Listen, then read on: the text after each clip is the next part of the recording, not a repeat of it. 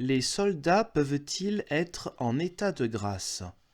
Traité de Luther, 1526. Introduction, contexte. La raison qui amena Luther à rédiger ce traité fut un entretien qu'il eut lors de l'entrée du nouveau prince électeur Jean le Constant à Wittenberg en 1525 avec le chevalier Asa von Kram, officier de l'armée du prince. Il aurait alors promis au chevalier de lui donner une instruction écrite touchant le délicat et difficile problème de concilier la vie militaire avec les exigences de la foi chrétienne. Cette promesse, Luther semble avoir mis longtemps à la tenir. Le chevalier la lui aurait même rappelée au cours d'un baptême auquel tous deux assistaient comme parrains. À quel événement Luther fait allusion, on ne le sait pas exactement. On suppose qu'il s'agit du baptême du fils de Gabriel Zwilling, qui eut lieu à Torgau en janvier 1526 et où Luther fut parrain. Toujours est-il que ce n'est que vers la mi-octobre 1526 que parut la première édition de notre traité. La question que Luther aborde ici a, de tout temps, préoccupé les chrétiens sincères. Elle a aussi été souvent résolue par la condamnation pure et simple du service militaire. Le chrétien ne saurait, dit-on, porter une épée et résister par les armes au mal. Dans son ouvrage, Luther s'en prend à ceux qui raisonnent de la sorte et qu'il considère comme des ignorants et des naïfs. Pour lui, la guerre est nécessaire et elle est même, en un sens, une œuvre de l'amour, car le malheur qu'elle empêche est beaucoup plus terrible que celui qu'elle provoque. Luther pense évidemment ici à la guerre juste, à la guerre défensive, et non pas à l'esprit belliqueux qui fait la guerre sans raison. Cependant, la question de savoir dans quel cas il est permis de parler de légitime défense se posait alors d'une façon particulièrement pressante aux protestants d'Allemagne.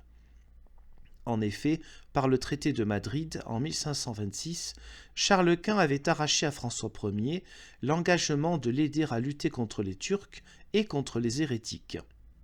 Au mois de mars 1526, des rescrits impériaux avaient été envoyés à tous les princes catholiques de l'Empire pour leur annoncer une extermination radicale de la doctrine luthérienne qui avait fait naître tant de crimes, de meurtres, de blasphèmes et de destructions. En réponse à ces menaces, une série d'États protestants s'était joint à la Ligue de Torgau, conclue entre la Hesse et la Saxe électorale. Il semblait qu'on se trouvait à la veille d'une résistance armée, non plus seulement contre les princes catholiques, mais contre l'empereur lui-même. Malgré cet état de tension, Luther ne voit pas de bon œil cette ligue dirigée contre l'empereur, car il n'a aucune confiance dans les projets établis par des hommes. Et c'est en quelque sorte une justification de ce point de vue qu'il apporte dans cet ouvrage, où il condamne expressément toute résistance armée et toute révolte contre l'autorité établie par Dieu. On raconte qu'un exemplaire de ce traité, mais sans le nom de son auteur, fut remis à son vieil adversaire, le duc Georges de Saxe. Il le lut avec beaucoup de joie et déclara après coup au peintre Lucas Cranach: « Tu vantes toujours ton moine de Wittenberg, ce Luther, comme le seul érudit et le seul capable de bien parler l'allemand et d'écrire de bons livres, et tu te trompes en ceci comme en beaucoup d'autres choses. Car voici, j'ai un livre qui est aussi bon et même meilleur que ce que ton Luther pourrait jamais faire. » Après que Cranach lui eut montré son erreur, le duc répliqua mécontent: « Quel dommage qu'un aussi méchant moine ait dû écrire un livre aussi excellent. » Traité, les soldats peuvent-ils être en état de grâce? Au très puissant et très honorable Asa de Kram, chevalier, etc., mon gracieux Seigneur et ami.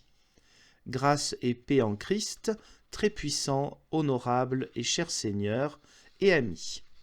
À l'occasion de la dernière entrée du prince électeur à Wittenberg, vous vous êtes entretenu avec nous de la condition militaire. Au cours de la conversation, divers points touchant la conscience ont été mis en avant, au sujet desquels vous et plusieurs autres avez souhaité de ma part un enseignement écrit et public, étant donné qu'il en est beaucoup qui se plaignent de cette profession et de sa nature. Quelques-uns sont dans l'incertitude, mais d'autres sont tellement téméraires qu'ils ne se soucient plus de Dieu et se moquent à la fois de l'âme et de la conscience. J'ai moi-même entendu de tels gens dire que s'ils devaient y penser, ils ne pourraient plus jamais aller en guerre.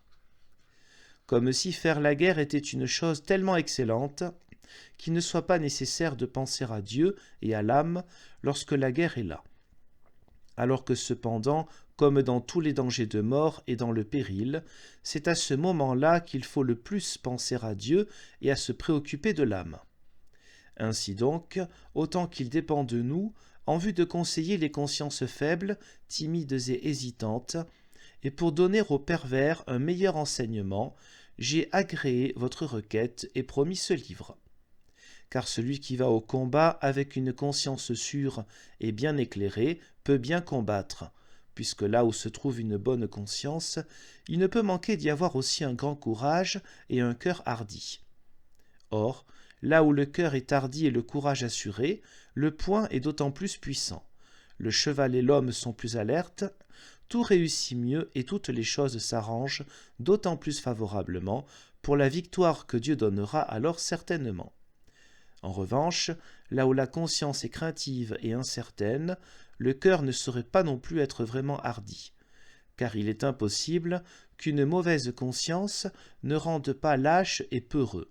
Comme le dit Moïse aux Juifs, « Si tu désobéis, Dieu te donnera un cœur pusillanime, de telle sorte que si tu t'avances par un seul chemin contre ton ennemi, tu seras dispersé par 7 chemins et n'auras aucun succès. » Et les choses se passent ainsi que tous les deux, le cheval et l'homme, sont mauvais et maladroits, aucun coup ne porte et, finalement, il faut succomber.